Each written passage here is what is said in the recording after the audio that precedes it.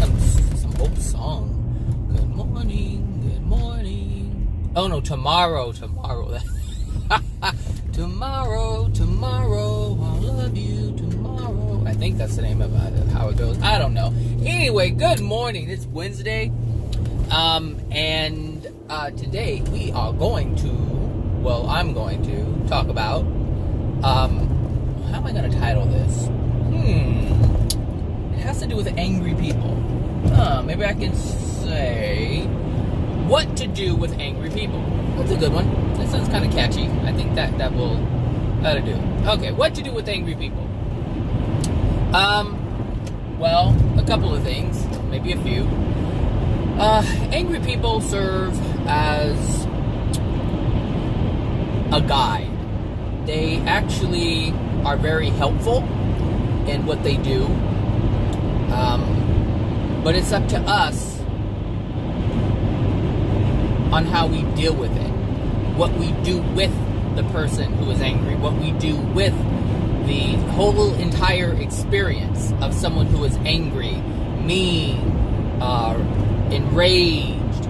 All these different, doesn't matter what it is. But they serve a purpose. And the whole point is to know what that purpose is. Because if you don't know what the purpose is, then you'll misinterpret what the message is.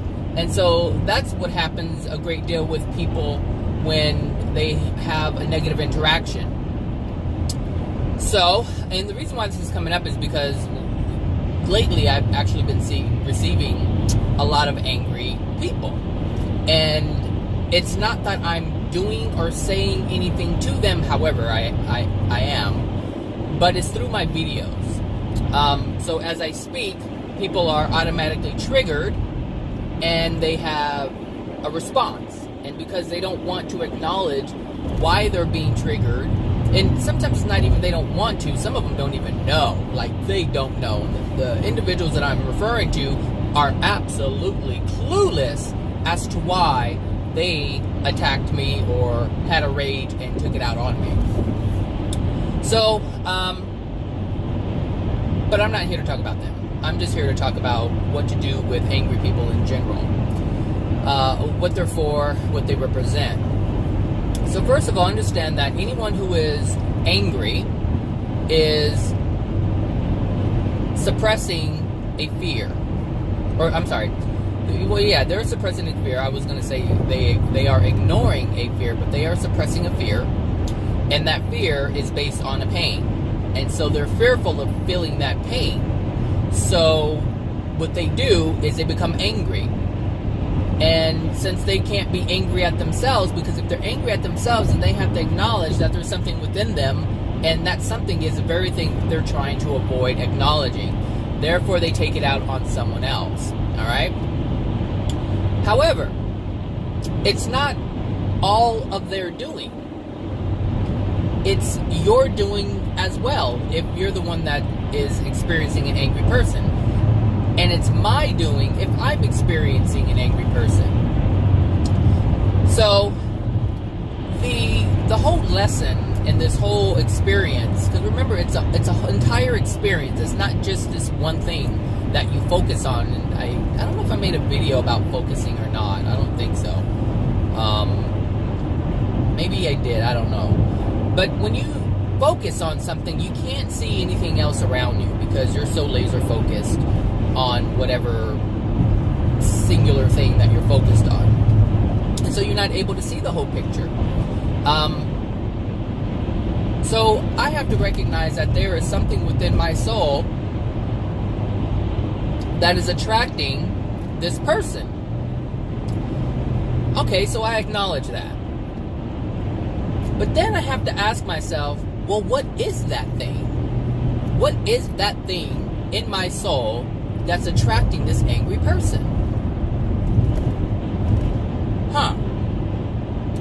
Well, in order to find that out, you actually have to be present when it's happening. You can't be reactive. You can't return the same anger that the person is giving you, because then, remember, it's a denial and suppression of something. So if you return in anger or respond in anger, you're also denying something. And then the whole lesson is lost. It's just lost. The experience was, well, I'm not going to say it was for nothing, because at the end of the day, when you do finally realize the truth of what was actually going on, you're going to remember all the experiences that you've ever had like that you've ignored. And then you'll be able to see a pattern, and you'll be able to put the pieces together yourself. So it's not for nothing. Nothing is for nothing. Oh my gosh, hold on, my lips. My lips. I gotta put some chapstick on. It's cold, so my face is just dry. My lips are dry.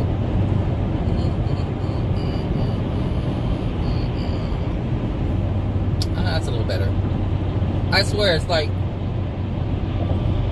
trying to talk with one of those large rubber bands wrapped around your lips. It's just hard for the lips to move. They don't want to move. So, alright.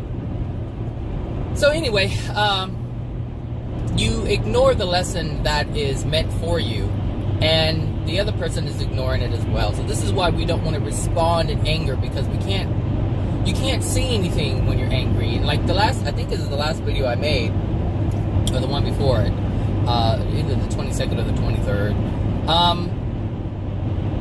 When you're angry, you are blind. Anger does not allow you to see anything other than the anger. Other than hate, you cannot see anything other than that. Anger is very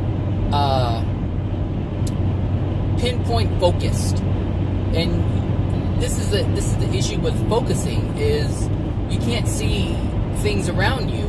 You can only see things around you when you're at a relaxed state. So I liken it to, you can see, it's almost like you're sitting on the porch and you see these two animals fighting across the road, all right? And you're focused on that, and you're just honed in on it, and that's all you're looking at. That's all you're focused on. Meanwhile, let's say you have a toddler who is playing or doing something, and you don't even see the toddler there. That's what focusing does. It doesn't allow you to see things that are around you, only that one thing you're focused on. This is why I don't believe in focusing too much. Especially with this law of attraction thing. It's like, focus on this, focus on what you want, focus on this, focus on what you want, focus on this, focus on good feelings, focus on what you want. That's just what they do. Focus, focus, focus.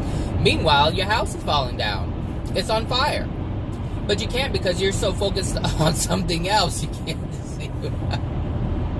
can't see what's going on around you. However, if you're sitting on a porch and you're just sitting there and nothing's going on and you're in a relaxed state, your peripheral vision will pick up a whole lot. It'll pick up the hummingbird because it catches your attention, because you weren't focused on one thing. And this is what anger does. It tenses you up. It makes you hone in on something, and you can't be relaxed and sense other things around you.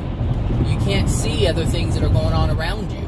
And so you can't see the lessons that are being presented to you in the experience, because you're so laser focused and honed in on that one thing, which is anger. So, whenever someone gets angry with you, just sit with it. Let them say whatever they need to say, and feel how that makes you feel.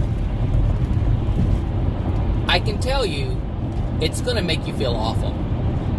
You're going to feel emotions, and it's going to take you back to your childhood. It's going to take you back to your childhood. It's going to show you that this is how you felt your entire life. That is what that anger is going to do for you. That is the gift that this angry person is bringing to you. But in order to see that, in order to accept what I'm saying, you have to just let go of the idea just for a moment at least just for a moment, let go of the idea that you have to fight back. Let go of the idea that you have to defend yourself. Let go of the idea that you have to stand up for yourself in that moment. If you can let go of that idea, you'll be able to sit with the emotions that are coming up within you based on that person doing or saying whatever it is that's going on in the moment. It's going to trigger so many emotions. So many emotions. So if you're a mother or a father, it doesn't matter what it is, and you don't give something to your child, or you don't do something for them, and they get angry, and they start saying things like, I hate you, you don't love me, you always do more stuff for this one than me, I never get anything around here, you never care about me. Those things that are being said are going to trigger you. If you don't get angry, meaning they're going to trigger you emotionally, but if you don't get angry and really think about what they're saying, it's going to hurt. And that's what you need to allow. You have to allow the words to hurt you, to trigger the emotions. And I guarantee you, and this is the look, I guarantee you this will help you. This will help you release emotional injuries that are from way back in the day. Because the truth of the matter is, the truth is, you have done things for your children. You have. So the statement that they're saying is untrue, so you have to allow that untruth to affect you in that way. Because you feel, if you buy into that, if you really feel it, it's going to take you to a time when you felt that way as a child.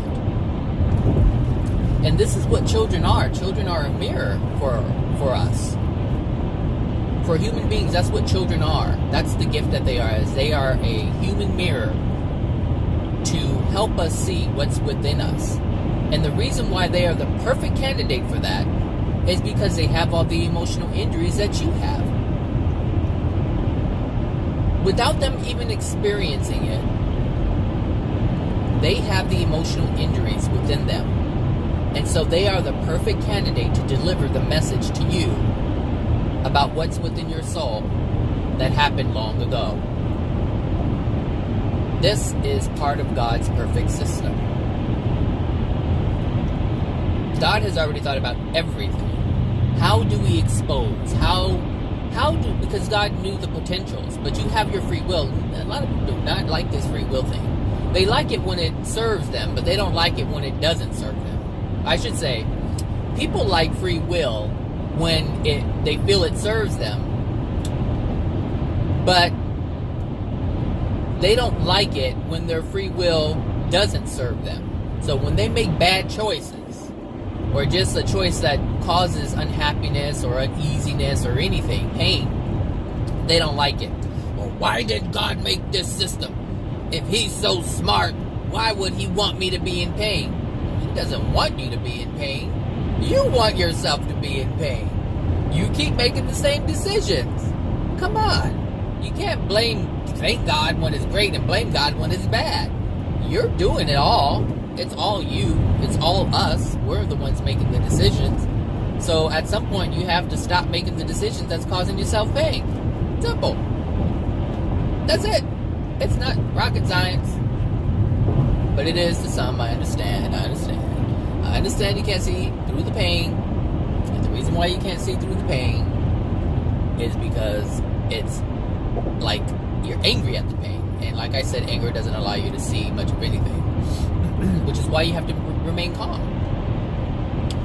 So anyway, and I noticed this, was it yesterday or the day before? I don't know. There were a couple of people who were like commenting on my videos, and they were angry. One of them was a QHHT video, and it was from I think a couple of practitioners actually.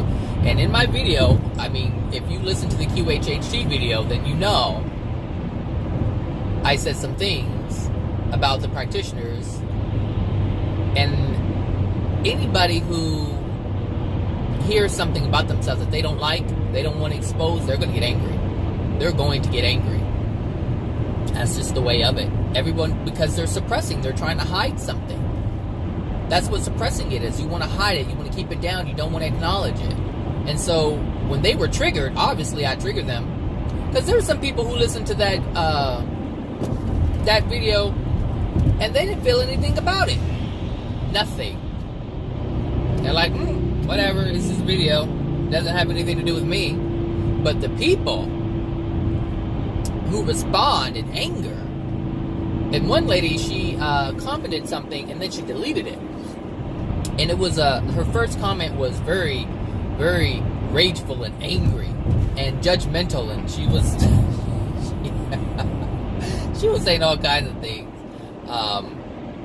to try to belittle me, and then she deleted it. But when someone makes a comment, and just any comment, YouTube records it and sends me a message saying, hey, this is what this person wrote. You got a notification. So when they go back and delete it, I still have the message. It's still there. The email still remains. So I was able to see what she said before she deleted it, because by the time I actually got to the YouTube page and looked at the comments, it was gone. And there was only one comment left, which was a question with the LOL at the end. So it really wasn't a question. So this tells me that this person was triggered, but the person did not want me to know she was triggered. So she deleted the angry comment. She realized that, oh my gosh, what he's saying, I just proved. And so she quickly deleted the video. I mean, the comment. And then there's the other guy, I don't know. I won't give him a name. But he was angry at what I said. And he was trying to justify, because I was saying why QHHT, not why it is there, but some of the things that happen, some of the reasons why people do go into QHHT, because everyone goes into something for different reasons. Some people go into the medical field to be a doctor because they just want to help people. But there's usually a reason why they want to help people. And then there's people who have, they have family members who may have died of something. And now they want to make it their life. They want to make it their life to heal people, to keep them from suffering. And so there's many reasons why people get into things, like therapy, psychology. Some people get into it because they like helping people. They just want to help people. And then there's people who have issues, mental health issues with the family, and they want to better understand it. They want to try to stop people from experiencing what they've experienced. So there's, like I said, there's many reasons why people get into, different things. Some people get into QHHT because of their fascination with the extraterrestrials. Because Dolores Cannon has been a pioneer in this whole extraterrestrial communication thing, UFO thing. And a lot of people are interested in that, and so they're able to learn more about that, and speak with beings who are claiming to be these extraterrestrials, so that may appeal to them. There are individuals who get into QHHT because they want to help heal people. There are people who get into QHHT because they want to know more about what's going on in the universe in terms of the shift, this energetic shift that's happening on the planet. There are people who get into it because they want to know more about the different dimensions. They want to know more about the spirit realm. There's just so many reasons why people get into different things. And so, but there's a lot of, I don't want to get into all that. It's not a QHHT video. However, there are because of those reasons, a lot of them are selfish reasons. And so I know some of the things that I was saying, I actually flat out said that people are doing things for their own selfish gain, for their own selfish reasons, despite what could be happening to someone else. So anyway, I don't want to make this a QHHT video. I want to focus on what to do with angry people. And the reason why I started this video is because of these people who were attacking me. They were angry. And so I was reading what they were saying, and I had to sit with it. I could not respond and like, because I know if I do that, number one, I'm degrading my own soul by having anger within myself. That I don't want to do. That's the last thing I want to do is have anger within myself, because I know what that does to my soul condition, and then I also know what happens with my law of attraction experience when I degrade my soul condition. So no, I don't want to degrade my soul condition. So I had to sit with it and feel how that made me feel. And I'm not going to say it online, but I mean on this video. But if you sit with the emotions, you'll understand that it has nothing to do with that person. That's why there's no reason for you or anyone else to get angry at what someone else is doing to you. The best thing to do is ask yourself how this is making me feel. Allow yourself to feel it, and it will automatically bring up incidents from your past, from when you were a child, when you felt the same way.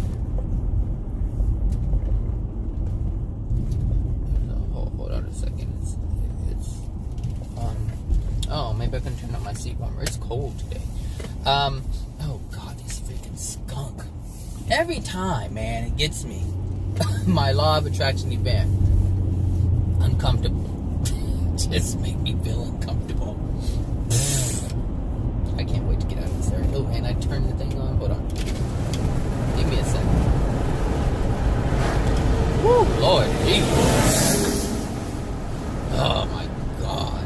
Sometimes I open the window at the wrong time because I don't know if I passed it or not. Oh God, I'm gonna throw up. It's so strong. I don't know what's worse. I'm gonna pause the video for a minute. Whew, okay, I'm back. It's gone, thank goodness. Oh, that skunk is so awful. Which is the whole point, I'm sure. They can't protect themselves if they're smelling like potpourri. Whatever. So yeah, sit with the emotion, allow it to affect you the way it's meant to affect you. So if it's a sad emotion, let it make you sad. If it makes you feel worthless, it doesn't matter whatever the feeling it triggers within you, allow it to happen. And allow it to be the emotion it was meant to be. And when you do that, you release it automatically in that moment. You no longer focus on the person who just made you feel that way, but now you're just dealing with the emotion, which was the whole reason. Never make it about the other person. It's never about the other person. Ever, ever, ever. It's never, ever, ever, ever, ever about the other person. So don't make it about them. Don't make it about them. Because as you make it about them, you do not get the meaning of the experience. It's like the law of attraction just did all that work for nothing. The universe orchestrated all of that for nothing. Now it has to go back to the drawing board because you didn't get it. It's like, okay, gosh, Johnny didn't get it. All right, let's devise another plan, guys. And the cause and effect, the law of cause and effect, looks at the situation and says, okay, this is a cause. He didn't respond to the message that the law of attraction delivered to him. So let's come up with a different effect that may trigger Johnny. That may help Johnny to see what he needs to see. All right, let's drop this plan. They make up the plan, which is the law of cause and effect. They say, hey, law of attraction, we got a message for you, we got a delivery for you. And the law of attraction is like, all right, I'll take it over. And the law of attraction does what it does, and it brings it to you. And then it's up to Johnny to see it. It's up to Johnny to see it. And that's been my life. That's been my life. So let's not focus on Johnny. Let's focus on Zachary, because Zachary has figured this out. Zachary has figured this out within my life. I see it. And that, the thing is, when I realized this, I was able to look back on my entire life and understand why every single event happened. Every single one.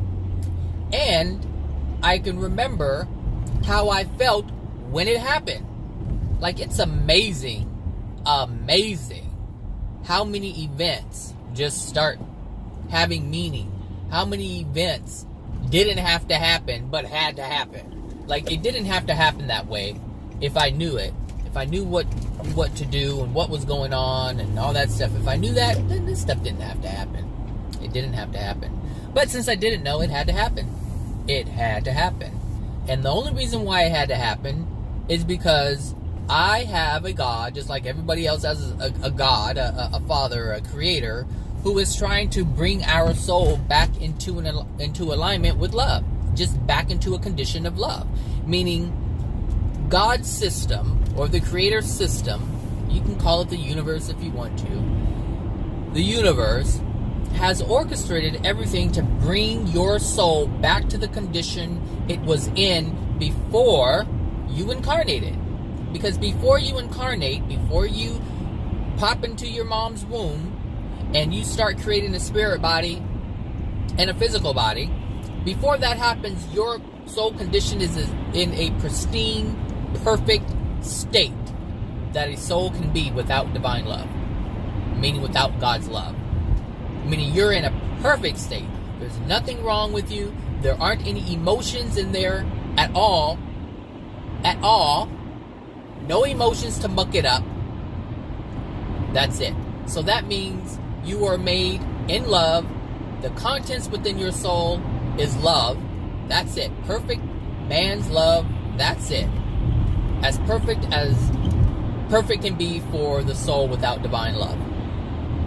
Meaning, if you have not accepted God's love into your soul, then you do not possess any divine love. But your soul is just a container of nothing but love that the soul can actually generate on its own. But then as soon as you come into your mother's womb, all of the emotional injuries are being transferred into your soul. And now it's starting to affect your experience. And sometimes the emotional injuries are so great, there will be deformities within the body of the child, within the development, I should say. There will be developmental issues because the soul is affecting the way it's generating its bodies, both physical and non-physical. Ooh, it's hot in here now. It's getting hot in here. So, yeah. Yes. So, yeah, that's the reason why all of this is happening. That's the reason why the law of attraction is bringing you what it's bringing you, because it's trying to expose you to what's within your soul. It's not. This whole system is not meant to punish you. It's not meant to cause pain just for the sake of causing pain. No. That's man's system. Man's system is like that. But man could only create a system like that because we create from a place of where our soul is. So if man's soul condition is degraded, then he's going to create from that degraded place, which is why we have executions, because it's degraded. The soul condition is degraded. That's why we have businesses where we take advantage of other people. I mean, really, the business structure that we have is not about caring and loving someone else. No. It's about yourself. A business owner, most business, I don't want to say all business owners, but most business owners are about themselves. They're about selling a service or selling a good. One or the other. Oh, where's my thing? Someone knocked it down. Oh, no, not someone, but a little sticky thing doesn't work sometimes. And it fell. Beep. There goes the money. Cha-ching! Cha-ching! Taking my money. What was I saying? Oh, degraded soul condition. So, anyway, anger. So when you meet up with someone who's very angry, just let it happen. Don't get defensive. Don't fight back. Don't argue. You just sit with it and allow it to just affect you. Allow yourself to feel the painful emotion. Even if you do it right then and there. Look, there's something to be said for... You know, I don't know if people understand this. Some people understand this. Victims who use, or people who use victimhood as a way to manipulate others, they know how to do this very well. They will cry in front of the person who is the aggressor, and because they understand. See, an aggressor is someone who wants resistance. They want to dominate you, but they want a little resistance. They want to fight. They don't want anyone who's just going to lay there and take it. That really annoys them, because anyone who's angry and wants to fight wants to fight. That's what they want. That's what they're looking for. That's why people say things that are mean and spiteful, because they want you to respond. Why do they want you to respond? They want to fight. And why do they want to fight? Because they want to win. And why do they want to win? Because they want to feel powerful. And why do they want to feel powerful? Because they feel weak. So you don't give them that. Not for the sake of not giving it to them. No. This is not about, I'm going to control you by not giving you what you want. No. No, because that's coming from a place of anger. And that's not where you want to come from. What you want to do is use the experience for yourself. To hell with the other person. Let them figure this out on their own, because clearly you're not going to be able to reason with someone who wants to fight. You're not going to be able to reason with someone who's abusing you. They won't see it. I've learned this of my abusers, and I've had many in my day. And so I had to learn what they were doing and why they were doing it. And it's interesting because I didn't not respond because I knew this is what they wanted. No. I just don't have it in me to fight. It's never been in me. Like, that's not who I am. I just, no, it's not for me. So I don't do it. I feel sad. I feel hurt, but not to the point where I'm in my emotions. I just live in the feeling. That's what has been happening in the past. You just live in your feeling. You just feel defeated. But you don't allow that defeat to really resonate with you emotionally. So it doesn't touch you emotionally. You know it makes you feel bad. It's in the head, but you don't allow the emotion to happen. Understand that emotion is a physical experience. Feelings are not. Emotions are a physical experience. So when you have an emotion, your body is going to be affected. So you're going to cry, which means the body is going to respond with tears. It's going to respond with shaking. It's going to respond in all different kinds of different things that happen. Some people get hives, all kinds of things that happen. You trying to get over like me? I'm gonna let you do your thing, and I'm gonna do mine. Since I'm not in a bus and I'm not working with inertia. Let him deal with his inertia. I don't have to do it. I don't have to move at snail's pace because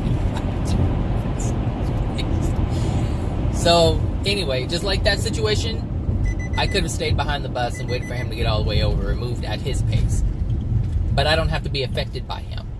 And that's the same thing with anger. You don't have to be affected the same way.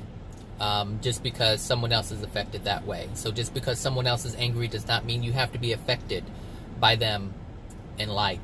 So yeah, it's that's how to deal with people who are angry.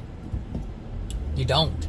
You just experience it. You just stand there or sit there and take it. And if it makes you so sad, then feel it. And if another emotion it comes up, because something else can come up from this. If you sit there and you take it and it hurts and you're getting frustrated because you feel you can't defend yourself, that's also another feeling, emotion that's coming up. That means that you're angry. And again, anger comes from suppressed fear and pain. So you're angry because you felt like you couldn't defend yourself growing up. This is the truth. If it comes up, it's the truth. If you feel that way, it's true. It happened to you. That is fact. That is part of your experience. And that's another emotion. And that's what happens when you just sit with it. That's what happens when you don't try to suppress anything or deny anything. One emotion will lead to another emotion, will lead to another emotion, which leads to another emotion, and before you know it, you're just a big old mess. And that's the best mess you can ever be in. The best mess you can ever be in. Woo! I know that's right. Yep, sure is. So don't worry so much about returning anger or retaliating or anything like that. And I'm faced with this actually right now. I can't put that on the video, but anyway, yeah, so I just allow the experience to be the experience it was meant to be before your mind tries to control it. And your mind is controlling it by suppressing the anger, by suppressing the fear. By suppressing the pain and suppressing the fear. That's your mind trying to lock all that down and saying, no, I'm not going to feel that. F you, you stupid, blah, blah, blah, blah, blah, blah. Then you get angry. Then the thing is, when you get angry, you're not thinking about any pain. And you're not thinking about any fear. That's what anger serves. It serves as a tool to totally dismiss the real reason why the anger is there. The anger is like, nope, I'm here on my own, but it's not there on its own. It's not there on its own.